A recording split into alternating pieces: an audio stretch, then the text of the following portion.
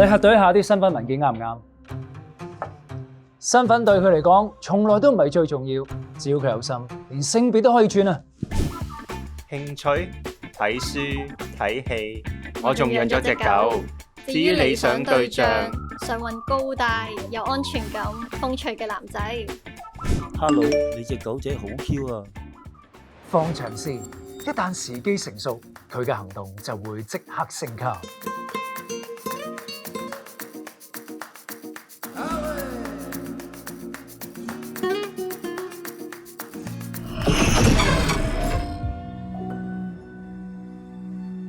所以話眼見未為真。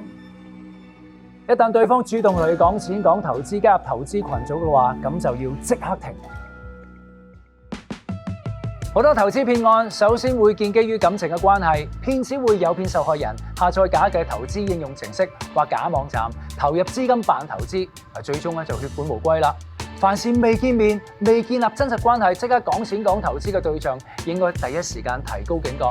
如果有懷疑嘅話，即刻打防騙二熱線182222同反詐騙協調中心人員聯絡啦。